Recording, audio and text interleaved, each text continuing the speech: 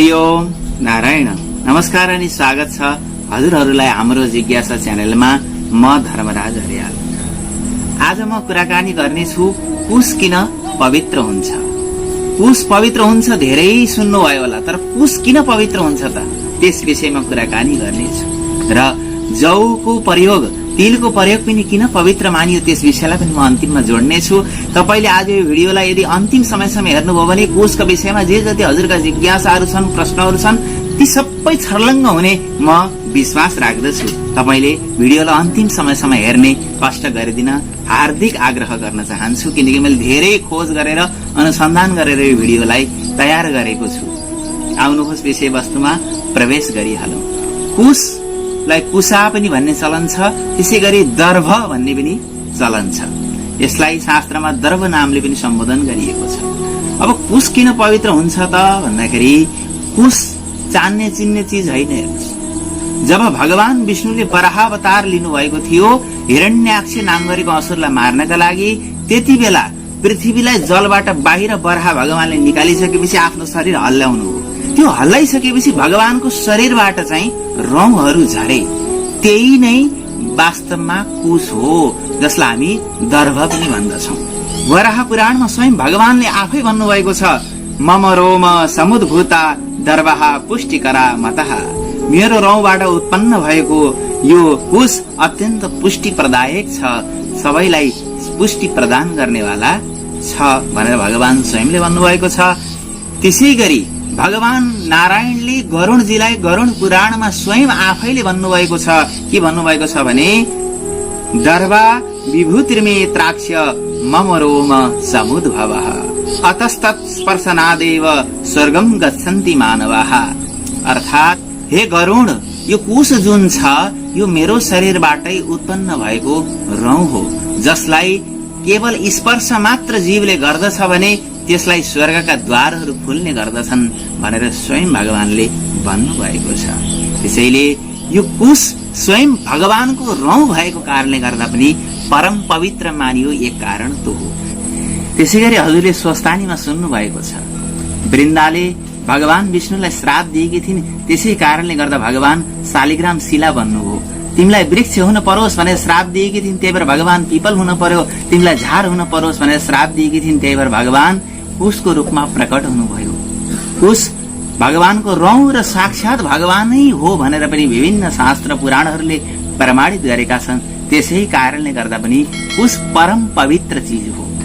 यस कुराले पनि पुष्टि भयो। त्यसै गरी गरुड पुराणमा स्वयं भगवानले गरुडलाई भन्नुभएको छ, त्यहाँ भन्नुभएको छ कुश मूले स्थितो ब्रह्मा कुश मध्ये जनार्दनः कुशाग्रे शङ्करो देवास्त्रयो देवाः कुशे स्थितः भनेर भन्नुभएको छ। अर्थात कुशको जुन अग्रभाग छ त्यस स्थानमा स्वयं शिवजीको वास हुन्छ, मध्य भागमा डाँख्लामा स्वयं भगवान नारायण जनार्दनको वास हुन्छ। त्यसै गरी कुशको जरामा स्वयं भगवान ब्रह्माजी निवास गर्नुहुन्छ। यी तीनै देवताको वास कुशमा हुने भएको कारणले गर्दा पनि कुशलाई परम पवित्र मानिएको छ। कुश अथर्ववेदका अनुसार ठूलो औषधि हो अरे। गर्भो या उग्र औषधिस्तम ते बदनाम या युस्पे भनेर पुष्टि गरिएको छ। अर्थात कुश भनेको सबैभन्दा छिटो फल दिने औषधि हो, जसले व्यक्तिको आयु बढाउने काम गर्दछ भने यो श्लोकले भन्न खोजिरहेको छ। जसले नित्य रूपमा कुश धारण गर्दछ, औँठी लगाउँछौं कुशको, हामीले कुशको यसरी माथि चाहिँ मुकुट जस्तो बनाएर पनि लगाउने चलन छ, तपाईले देख्नुहुन्छ। त्यसै गरी कुशका बालाहरू बनाएर धारण गर्ने चलन छ। र विशेष गरेर पूजामा हामीले कुशको औँठी साइली औलामा धारण गर्दछौं। त्यो विज्ञान सम्बद्ध तरिकाले पनि स्वास्थ्यका लागि राम्रो भनेर बताइएको छ, आध्यात्मिक रूपमा त राम्रो छ। त्यसै गरी कुशको उपयोगितामा अथर्ववेदमा के भनिएको छ भने नास्य केशः प्रवपन्ति नो रसी ताडा माग्नते यसमा अछिन्न पर्णेन दर्भेण शर्म यच्छति। अर्थात जो मनुष्यले नित्य रूपमा कुश लगाउँछ उसको कपाल झर्दैन, न छाती नै दुख्दछ भनेर अत्यन्त उपयोगी झार भनेर बताइएको छ अथर्ववेदमा। त्यसै गरी मैले हजुरलाई एउटा कथा सुनाएको थिएँ, नाकका दुईटा जिउरा कसरी भए भन्ने। अगाडि एउटा भिडियो मैले नागपञ्चमीको सन्दर्भमा बनाएको थिएँ। त्यहाँ गरुडजीले स्वर्गबाट अमृतको कलश ल्याएर गरुडजीले कुशको गुन्द्रीमाथि अमृतको कलश राख्नु भएको थियो। त्यस कुशको बिछ्याउनामाथि अमृतको कलश राखेको कारणले गर्दा त्यहाँ पनि अमृत लागेको थियो। पछि अमृत हरायो।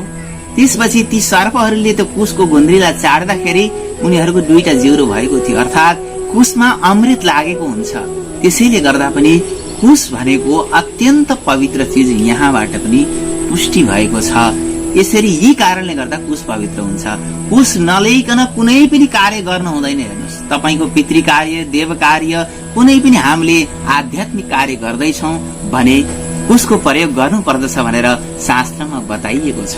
त्यहाँ भनिएको छ, स्नाने होमे जपे दाने स्वाध्याय पितृकर्मणि करौ सदर्भ कुर्वीत तथा सन्ध्यावि वादने।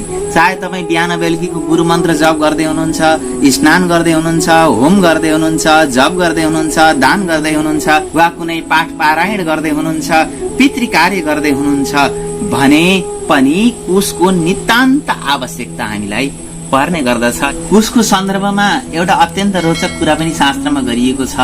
त्यहाँ के भनिएको छ भने, बिना दर्भैश्च यत्कृत्यम यच्च दानम विनोदकम असंख्यातु यज्जप्तम तत्सर्वम निष्फलम भवे। अर्थात् कुश बिनाको धार्मिक अनुष्ठान, जल स्पर्श बिनाको दान, माला प्रयोग नगरिकन वा संख्या नराखिकन गरिएको जप निष्फल हुन्छ भनेर बताइएको छ। त्यसै कारणले गर्दा कुशको ठूलो महत्व बताइयो। जब ब्रह्माजीको उत्पत्ति भयो भगवान विष्णुको नाभि कमलबाट, ब्रह्माजीले जगतको सृष्टि गर्नु, हामीले सुन्छौं नि, हामीले विज्ञानमा पढ्यौं नि, हाइड्रोजन र अक्सिजन मिलेर पानी बन्छ। तर यी दुई बीच संयोजन हुनै पर्छ भनेर जो नियम बनाउनेवाला, यी दुई बीचमा संयोजन हुने, रासायनिक प्रतिक्रिया हुने नियम बनाउनेवाला को होला? त्यो ईश्वर हो, त्यो परमात्मा हो, त्यो ब्रह्माजी हो भन्छौं हामी। यो ब्रह्माजीले सारा जगतको व्यवस्था मिलाउनु भएको छ। त्यस्तै गरी कुश पनि कस्तो चिज हो त भने, यो लोकमा रहेका हामीहरूलाई परलोकसँग जोड्ने कनेक्सन हो। कुश भनेको कुश नलिकन कुनै धार्मिक अनुष्ठान नहुनुको पछाडि यो कारण हो, हातमा जौ होस्, तिल होस् र कुश होस्। तिलले हामीलाई यो लोकबाट परलोकमा जोड्छ। त्यही भएर पितृ कार्यमा कुश नभइकन हुन्छ त? हेर्नुहोस्, हुँदैन। मोटक कति चाहिन्छ तपाईँहरूले अनुभव गर्नुभएको छ। त्यस कारणले गर्दा कुश भनेको हामीलाई ईश्वरसँग जोड्ने, परलोकसँग जोड्ने, देवताहरूसँग जोड्ने कनेक्सन भएको कारणले गर्दा पनि यसलाई परम पवित्र मानिएको छ। यो कसरी कनेक्सन हो त भन्दा, यो ब्रह्माजीले बताउनु भएको विधान हो। रातिमा चन्द्रमा उदाउनै पर्छ, दिउँसोमा सूर्य उदाउनु पर्छ, यो ब्रह्माजीले बनाउनु भएको नियम हो। त्यही भएर शास्त्रमा पनि भनेको छ, तिलाः श्वेताश्च कृष्णाश्च ब्राह्मणाः निर्मिता पुरा भनेर भनेको छ। अर्थात् काला र सेता तिल ब्रह्माजीले बनाउनु हो, त्यसै गरी कुश पनि ब्रह्माजीले यस जगतलाई भनेर बनाउनु भएको छ। र जौ तिल पनि कुशका भाँति अत्यन्त पवित्र हुनुको पछाडि कारण के छ भने, शुभ्रान यवान कृष्ण तेलान हरिदेह समुद्भवान भनेको छ। अर्थात् काला र सीता तेल र जौ भगवान विष्णुकै शरीरबाट उत्पन्न भएको अरे। त्यसै कारणले गर्दा यी जौतिल भनेका त्रिवेणी जस्ता हुन्। जौतिल भनेका ब्रह्मा विष्णु महेश जस्ता हुन्। जौ भनेका ब्रह्माजी, तिल भनेको शिवजी, कुश भनेको स्वयं नारायण। यी तीनै चीज ब्रह्मा विष्णु महेश्वरको स्वरूप हो। सत्व गुण, रजोगुण, तामसिक गुण, यी 3 गुणको प्रतीक हो। यसरी हरेक तवरबाट जौतिल कुश अत्यन्त पवित्र चीज हुन् भनेर प्रमाणित पनि भइसकेको छ। तपाईले घरमा कुशको महिमा जान्न चाहनुहुन्छ भने, दूध फाट्नेवाला छ, दूध फाट्ने तपाईलाई डर छ भने कुशका टुक्राहरू राखेर दूध उमाल्दिनुस् फाड्दै फाड्दै। कुशको महिमा त्यस्तो छ। यस्तो महिमा भएको कुश अब हामीले पाउन सकिएन भने यसको अभावमा कुश भनेर अन्य प्रयोग पनि गर्न मिल्छ। जस्तै कुशका 7वटा प्रकार भनेर शास्त्रमा बताइएको छ। त्यहाँ भनेको छ, कुशः काशस् तथा दुर्वा यव पत्राणि गृहय बलवजा पुण्डरीकाश्च कुशः सप्त प्रकृतितः भनेर पद्म पुराणमा भनिएको छ। अर्थात् कुशको अभाव भयो, कुशलाई पाउन सकिएन भने एक दिनका लागि हामीले कुश त भइहाल्यो। त्यसै गरी दोस्रो काँस, दुबो, जौका पात, हैन, जौ उम्रेको जुन पात हुन्छ, धानको पात, त्यस्तै प्रकारले गहुँका पात र कमलको पात, यी 7 चीजलाई पनि शास्त्रमा कुशको संज्ञा दिएको छ। कुशको अभाव भयो, कुश पाउन सकिएन भने पनि यी चीजको प्रयोग गर्न हामीले सकिन्छ। भनेर भनेको छ। त्यसै गरी यी चीज पनि पाउन सकिएन, झार बोक्रा पनि पाउन सकिएन भने सुवर्णम राजतम ताम्रम यी 10 दर्वाह प्रकृतितः भनेको छ। र यी 3 सुन, चाँदी र तामाको औँठीलाई पनि हामीले कुशको अभावमा प्रयोग गर्न सकिन्छ भनेर शास्त्रले दिएका छन्। तर सम्भव भएसम्म मिलेसम्म हामीले कुशका टुक्रा नै लिनु, कुशको औँठी लगाउनु अत्यन्त आवश्यक छ र यसद्वारा नै हाम्रो कर्म फलित हुन्छ भनेर शास्त्रले बताएका छन्। भिडियो थोरै लामो हुन सक्छ, त्यही पनि तपाईले हेरिदिनु होला। म त अब छोटो थोरै कुरा जान्न चाहन्छु। जसरी भगवान विष्णुको हातमा चक्र छ नि, शिवजीको हातमा त्रिशूल छ, त्यसै गरी जसको हातमा कुश हुन्छ, कुशको ब्रह्मदण्ड हुन्छ, त्यो त्यत्तिकै शक्तिशाली हुन्छ इन्द्रका हातमा वज्र भए जस्तो। हामीले कुशलाई धारण गरौं, कुशको महत्वलाई बुझौं। हामीले कुशी औँसीमा राखेको कुश 1 वर्षसम्मलाई पवित्र हुन्छ भनेको छ। कुशी औँसी बाहेक अन्य औँसीमा हामीले कुश टिपेर राख्यौं भने 1 महिना काम लाग्छ।